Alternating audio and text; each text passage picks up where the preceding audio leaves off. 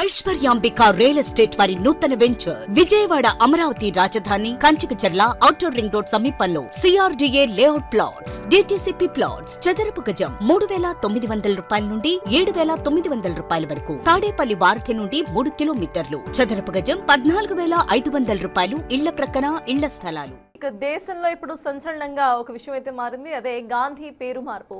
గ్రామీణ ఉపాధి హామీ పథకం నుంచి గాంధీ పేరు తొలగించేశారు. ఎంజీ నరేగా స్థానంలో జీ రామ్జీగా పేరు మార్పున్నట్టుంది. అయితే అసలు ఉన్నట్టుండి గాంధీ పేరు ఎందుకు తీసేశారు అనేది ఇప్పుడు మేజర్ క్వశ్చన్. మొన్నటి వరకు నెహ్రూ అంటూ కూడా మాట్లాడిన బీజేపీ ఇప్పుడు సడన్ గా గాంధీ వైపు మళ్ళిందా? గాంధీని సైతం ఇటు ప్రపంచ చరిత్రలో అంటే ఎస్పెషలీ నేషనల్ హిస్టరీలో లేకుండా చేయాలి అంటూ కూడా బీజేపీ చూస్తోందా? అసలు ఎందుకు గాంధీ పేరు తీసేసి రాముడి పేరు పెట్టాల్సినంత అవసరం ఏమొచ్చింది? గాంధీ ముద్రను చెరిపేయాలి అని అనుకుంటున్నారా అనేది మేజర్ క్వశ్చన్స్ గా వినిపిస్తున్నాయి. సో దీనికి సంబంధించి డిస్కస్ చేద్దాం. సో ఎస్ సార్, ఒకసారి బీజేపీకి సంబంధించి మనం మాట్లాడుకుంటే మొన్నటి వరకు కూడా ఇటు నెహ్రూకు సంబంధించి వాళ్ళు టార్గెట్ చేసుకుంటూ వచ్చారు. అండ్ ఇప్పుడు గాంధీకి సంబంధించిన పేరు మార్చడం, రాముడి పేరు పెట్టడం మనం చూస్తున్నాము.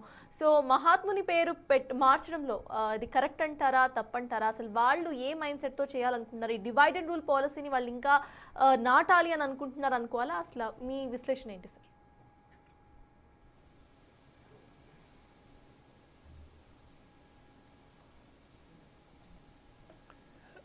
గాంధీ ఐడియాలజీ పైన భారతీయ జనతా పార్టీకి ఆర్ఎస్ఎస్కు మొదటి నుంచి కూడా వ్యతిరేకత. ఇదేమీ నాట్ ఎ సీక్రెట్.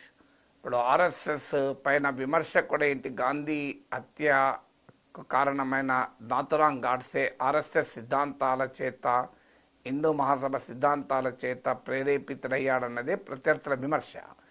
ఆర్ఎస్ఎస్ దాన్ని ఖండిస్తోంది. కానీ డెఫినెట్గా నాథురాం గాడ్సే ఆర్ఎస్ఎస్తో సంబంధాలు ఉన్నాయి అనే ఆరోపణలోకి నేను వెళ్ళడం లేదు. కానీ డెఫినెట్గా హిందుత్వ ఐడియాలజీతో ఇన్ఫ్లుయెన్స్ అయ్యాడు నాథురాం గాడ్సే అనేది నిజం. సో అది మాత్రం ఎవరు కాదనలేరు కదా. సో అందువల్ల మీకు గాంధీ మహాత్మునికి మొదటి నుంచి కూడా గాంధీ మహాత్ముని ఐడియాస్కు భారతీయ జనతా పార్టీ వ్యతిరేకం. మీకు సంఘ్ పరివార్ గాంధీజీని జాతిపితగా కూడా అంగీకరించరు. మీరు ఎవరినైనా ఆర్ఎస్ఎస్ ఐడియాలజీని అడగండి. కొన్ని ఆ రాజకీయ అవసరాల రీత్యా ఇప్పుడున్న సిచ్యువేషన్లో పైకి ఒప్పుకున్నట్టు కనిపించిన గాంధీని ఫాదర్ ఆఫ్ ద నేషన్గా కూడా అంగీకరించరు. నిజంగానే ఆర్ఎస్ఎస్ కనుక సంపూర్ణమైన అధికారాన్ని చేజిక్కించుకుంటే, అన్ని వ్యవస్థలు తమ చేతుల్లోకి వస్తే గాంధీజీ ఫాదర్ ఆఫ్ ద నేషనే కాదు అని అంటారు. మీకు ఆ ఐడియాలజీకి, గాంధీయన్ ఐడియాలజీకి ఆర్ఎస్ఎస్కు ఉన్న వ్యతిరేకత, ఆ గ్యాప్ అంతటి. ఈవెన్ భారత రాజ్యాంగాన్ని కూడా సంఘ్ పరివార్ మొదట్లో అంగీకరించలే. తర్వాత నీకు నిషేధాలు ఇవన్నీ వచ్చాక ఫర్ ఆల్ ప్రాక్టికల్ పర్పజెస్ జాతీయ మీకు రాజ్యాంగాన్ని అంగీకరించారు. ఈవెన్ త్రివర్ణ పతాకాన్ని కూడా ఒప్పుకోలేదు. సో అందువల్ల ఆర్ఎస్ఎస్ ఐడియాలజికల్ రూట్స్ చూస్తే మీకు గాంధీకి క్లియర్ వ్యతిరేకత. ఎందుకని మనకు ఆశ్చర్యం వేస్తుంది. గాంధీజీ హిందూ మతం నమ్మలేదా? ఆయన నేను సనాతన హిందువును అని బహిరంగంగా ప్రకటించుకున్న నాయకుడు. నేను సనాతన హిందువును, నా జీవితాన్ని గీత ఆధారంగా మాత్రమే బతుకుతాను అన్నాడు. ఏ రామ్ అనే నినాదంతో గాంధీ మహాత్ముడు ప్రాణాలు విడిచాడు. మరి ఏ రామ్ అంటూ ప్రాణాలు విడిచి నేను సనాతన హిందువును అని బహిరంగంగా చెప్పుకొని గీతా స్ఫూర్తితో నేను జీవిస్తున్నాను అని చెప్పిన గాంధీ మహాత్ముని పైన హిందుత్వ భావజాలానికి కట్టుబడిన సంఘ్ పరివార్ బీజేపీకి ఎందుకు వ్యతిరేకము అంటే అక్కడే హిందూయిజానికి హిందుత్వకు ఉన్నటువంటి తేడా. Gandhiji is a true Hindu believer. Hindu మత విశ్వాసాలని సంపూర్ణంగా నమ్మినటువంటి వ్యక్తి గాంధీ. కానీ గాంధీజీ నమ్మిన హిందూ మతం వేరు, బీజేపీ ఆర్ఎస్ఎస్ ప్రతిపాదిస్తున్న హిందుత్వం వేరు. ఈ రెండింటి మధ్య తేడా అర్థం కావాలంటే స్వామి వివేకానందుడు షికాగోలో చేసిన ప్రసంగం అర్థం కావాలి. నేను ఏ దేశం నుంచి వచ్చాను, ఏ గడ్డపై నుంచి వచ్చానంటే నా మతములోనే సత్యం ఉందని నేను నమ్మను, అన్ని మతాల్లోనూ సత్యం ఉందని నమ్ముతాను అన్నాడు. అలాంటి విశాలమైన భావన హిందూ యూనివర్సలిస్ట్ గాంధీజీ. సో హిందూ సార్వజనీనవాది గాంధీ మహాత్ముడు. యూనివర్సలిస్ట్ హిందూ వివేకానందుడైతే హిందూ యూనివర్సలిస్ట్ గాంధీ మహాత్ముడు. ప్రముఖ చరిత్రకారుడు కేఎన్ ఫణిక్కర్ అన్న మాటలివి. So Gandhiji is an Hindu universalist, Vivekananda is universalist Hindu. Hindutva ఆ యూనివర్సల్ భావనను అంగీకరించదు, అక్కడ తేడా.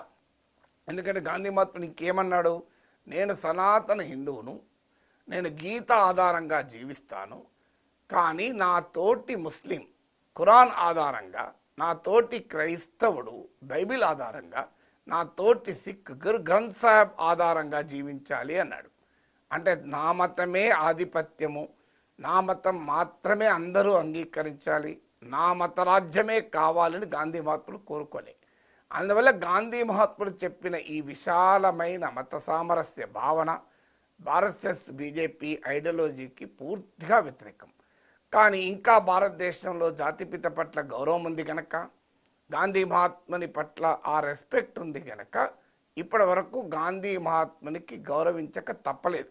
ఈవెన్ మోడీ కూడా అక్టోబర్ 2 రాజ్ఘాట్కి వెళ్ళి శ్రద్ధాంజలి ఘటిస్తుంటాడు అనివార్యం కనుక. కానీ మీరు గమనించండి, నెహ్రూ పైన దాడి ఆల్రెడీ మొదలైంది. మొదట్లో మీకు ఇందిరాగాంధీ పైన మాత్రమే దాడి జరిగేది. సో ఇప్పుడు నెహ్రూ పైన దాడి ఏ స్థాయికి వెళ్ళింది, మీరు పోల్చడం కరెక్టో కాదో నాకు తెలియదు, కానీ బంగ్లాదేశ్ జాతిపిత షేక్ ముజిబుర్ రెహమాన్ పైన ఏ రకమైన దాడి జరుగుతుంది. ఆయన ఇంటిని ధ్వంసం చేశారు, ఆయన సింబల్స్ను ధ్వంసం చేస్తున్నారు, ఆయన విగ్రహాలను కూలగొడుతున్నారు. ఆయన ఏ పాపం చేశాడు, పాకిస్తాన్ నుంచి బంగ్లాదేశ్ స్వాతంత్రం తెచ్చాడు. మన ఆయన మీద ఎందుకని వ్యతిరేకత అంటే అక్కడ మతవాదులు రాజ్యమేలుతున్నారు కనుక వారికి లౌకిక ప్రజాస్వామిక బంగ్లాదేశ్ను కాంక్షించిన షేక్ ముజిబుర్ రెహమాన్ అంటే పడడం లేదు. అందువల్ల ఎప్పుడు కూడా మతభావాలకు విశాలమైన భావాలు అంగీకరించరు, మతభావాల్లో ఉండే సమస్యది. అందువల్ల మీకు బీజేపీ ఎప్పుడైతే మత రాజకీయ భావాలకు కట్టుబడి ఉంటుందో గాంధీ మహాత్ముని విశాలమైన భావనలు అంగీకారం కావు. ఇక నెహ్రూ అయితే ఎట్టుబడులు అంగీకారం కాదు, ఎందుకంటే నెహ్రూ ఇది నికార్సైన లౌకికవాది కనుక. సో నెహ్రూ ఎట్టుబడులో అంగీకరించరు. ఇప్పటికి ఆల్రెడీ నెహ్రూ పైన దాడి మామూలుగా లేదు. దేశం ఎదుర్కొనే ప్రతి సమస్యకు నెహ్రూయే కారణమని, నెహ్రూ పైన సమాజంలో పెద్ద ఎత్తున విద్వేషాన్ని రగిలిస్తున్నాడు. నా భయం ఇలాగే 10 ఏళ్ళు గడిస్తే ఏం జరుగుతుందో, బంగ్లాదేశ్లో ఆ దేశ జాతిపిత షేక్ ముజిబుర్ రెహమాన్ పైన ఏ రకమైన విద్వేషాగ్ని రగులుతుందో అది నెహ్రూ పైన కూడా రగిలే ప్రమాదం ఉంటుంది. ఆ స్థాయిలో ఈ జనరేషన్ తయారు చేస్తున్నారు. నెహ్రూ దేశానికి అన్యాయం చేశాడు, నెహ్రూ వల్లనే దేశం విడిపోయింది, నెహ్రూ వల్లనే కాశ్మీర్ తగలాడింది. ఇంత భయంకరంగా విద్వేషాన్ని నెహ్రూ పైన రగిలిస్తూ వస్తున్నాడు. అన్ని సమస్యలకు నెహ్రూ మూలమని, నెహ్రూ కట్టిన బాక్రానంగల్, నాగార్జున సాగర్ నుంచి మాట్లాడరు, నెహ్రూ నిర్మించిన ఐఐటి ఐఎంఎల్ గురించి మాట్లాడరు, నెహ్రూ పునాదులు వేసిన all India institute of medical science గురించి మాట్లాడరు. ఆధునిక భారతదేశ నిర్మాణానికి నెహ్రూ చేసిన చారిత్రక కృషిని కాకుండా నెహ్రూ పైన టార్గెట్ చేస్తున్నారు. ఇప్పుడు ఆ నెహ్రూ పైన టార్గెట్ పూర్తయ్యాక, ఆ ప్రాజెక్ట్ అయిపోయాక, ప్రాజెక్ట్ డిస్మాంట్లింగ్ నెహ్రూ అయిపోయాక నెక్స్ట్ ఖచ్చితంగా స్టార్ట్ అవుతుంది ప్రాజెక్ట్ డిస్మాంట్లింగ్ గాంధీజీ.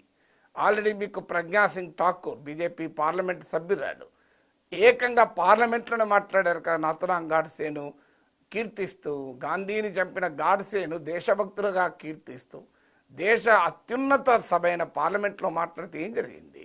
ఆయన పార్టీ నుంచి సస్పెండ్ చేశారా? నిపుర్ శర్మ ముస్లిం మతానికి సంబంధించిన అంశాలపైన ఒక వ్యాఖ్య చేస్తే ఆయన బీజేపీని సస్పెండ్ చేశారు. ఎందుకు? సౌదీ రాజులు, ఖతార్ రాజులు, షేకులు వీళ్ళందరూ అభ్యంతరం చెప్తే పార్టీ ఆమెను సస్పెండ్ చేశారు. కానీ గాంధీ మహాత్ముని పైన, గాంధీని చెప్పిన గాడ్సేను పొగిన ప్రజ్ఞాసింగ్ని సస్పెండ్ చేశారా? ఎందుకంటే ఏ షేకులు, ఏ సౌదీ రాజులు పాపం గాంధీకి లేరు కదా. సో అందువల్ల సస్పెండ్ చేయలేదు, మీరు గమనించండి. సో అందువల్ల మీకు ఇంత బహిరంగంగానే అటాక్ కదా. ఇప్పుడు జాతీయ ఉపాధి హామీ పథకం మీరు మార్చదలుచుకున్నారు, దానికి తూట్లు పొడవదలుచుకున్నారు. ఆ చట్టం నుంచి ఆత్మనే తీసేశారు. ఇప్పుడు దేహం మాత్రమే మిగిలింది. అది మీకు 100% సెంట్రల్ గవర్నమెంట్ ఇచ్చే 60% తగ్గించారు. ఇప్పుడు అవన్నీ చేశారు. చేసడానికి దానికి రాముని పేరు పెట్టారు. రాముని పేరు పెట్టడం తప్పలేదు. కోట్లాది మంది భారతీయుల ఆరాధ్య దైవము, మర్యాద పురుషోత్తముడు, ఇప్పటికీ సమాజానికి ఆదర్శము. అందువల్ల రాముని పేరు పెట్టడానికి అభ్యంతరం లేదు. రాముని పేరు పెట్టడానికి రామభక్తుడైన గాంధీ మహాత్మ పేరు తీసేయాలా? ఏ రామ్ అంటూ చివరి శ్వాస వరకు రామనామంలో బతికి, రామనామంలో ప్రాణం వదిలి, రామనామం కొరకే జపించినటువంటి రామభక్తుణ్ణి కేవలం నినాదాల కొరకో, అధికారం కొరకో, సింహాసనాల కొరకో, ప్రధానమంత్రి కావడం కొరకో రామనామాన్ని జపించే నాయకుడు కాదు. తన నిత్య జీవిత ప్రక్షాళన కొరకు రాముణ్ణి ఆదర్శంగా తీసుకున్న మహనీయుడు గాంధీ మహాత్ముడు. అలాంటి పేరు తీసేసి రాముని పేరు పెడితే ఖచ్చితంగా నేను చెప్పగలను, రాముడు కూడా బాధపడతాడు. నా ప్రియభక్తుడైన గాంధీ మహాత్ముని పేరు తీసేసి నా పేరు పెట్టడం ఏంటిది, ఇది దైవదూషణ కిందికి వస్తుందని రాముడు కూడా చెప్తాడు. రాముడు కూడా అక్కడ ఎట్టి పరిస్థితులు అంగీకరించాడు. ఎందుకంటే రాముడి సంగతి మనకు తెలియంది కాదు. లంకను జయించి రావణుని చంపాక దాన్ని కోసల రాజ్యంలో భాగం చేసుకోలే రాముడు. అది విభీషణుడికి పట్టాభిషేకం చేసి అయోధ్యకు వచ్చేసాడు. ఏం విభీషణుడు అయోధ్య కోసల రాజ్యానికి కప్పం కట్టలే, స్వతంత్ర దేశంగా లంకను వదిలేసి వచ్చాడు. అది రాముని గొప్పతనం, అది రాముని ప్రత్యేకత. అందువల్ల రాముడు అంగీకరిస్తాడా ఇప్పుడు ఈ గాంధీ మహాత్ముని పేరు మార్చడం? అందువల్ల this is only beginning of A all out attack on Gandhi and Gandhi's ideas. Well, Gandhi మహాత్ముని అభిప్రాయాలతో, నెహ్రూ ఆలోచనలతో ఎవరైనా విభేదించవచ్చు, తప్పేమీ లేదు. వారి ఆలోచనలతో విభేదించవచ్చు, వారి విధానాలతో విభేదించవచ్చు. కానీ చరిత్రలో వారి పాత్రనే లేకుండా చేస్తామనే ధోరణి మంచిది కాదు. ఎస్, నెహ్రూతో విభేదించవచ్చు, కానీ నెహ్రూ దేశద్రోహిగా, నెహ్రూ ఒక పెద్ద విలన్గా, దేశ స్వాతంత్రోద్యమంలో నెహ్రూ పాత్ర కాదన్నట్లు 11 ఏళ్ళు నరేంద్ర మోడీ ప్రధానమంత్రిగా ఉంటే 11 ఏళ్ళు నెహ్రూ జైల్లో ఉన్నాడు. అది కంపారిజన్. మీకు అది తేడా. మీకు నరేంద్ర మోడీ తనకు గురువు భారతీయ జనతా పార్టీని ఈ స్థాయికి తీసుకొచ్చి తన సహస్తాలతో బీజేపీని అధికారంలో నిలిపిన ఎల్కే అద్వానీని రాష్ట్రపతి కూడా చేయకుండా ఆయన కంప్లీట్గా పక్క పెట్టిన నాయకుడు నరేంద్ర మోడీ. గాంధీ మహాత్ముడు తన సైద్ధాంతిక విరోధి అయిన శ్యామప్రసాద్ ముఖర్జీని తన క్యాబినెట్లో పెట్టుకున్న ఒక విశాల భావాలు కలిగిన వ్యక్తి. తేడా చూడండి. నెహ్రూ ఏమో తన ఐడియాలజికల్ రైవల్ అయిన శ్యామప్రసాద్ ముఖర్జీని క్యాబినెట్లో పెట్టుకుంటాడు. మోడీ ఏమో తన గురువైన ఎల్కే అద్వానీని ఏం కాకుండా చేస్తాడు. అది తేడా గాంధీ మహాత్మునికి మోడీకి. అందువల్ల గాంధీ పైన దాడి చేయడం పూర్తిగా అభ్యంతరకరం, గాంధీ పేరు తొలగించడం పూర్తిగా అభ్యంతరకరం. రాముని పేరిటి ఇంకా 100 పథకాలు పెట్టుకోండి, అభ్యంతరం ఏమీ లేదు. కానీ గాంధీ మహాత్ముని పేరు తీసేయాల్సిన అవసరం లేదు.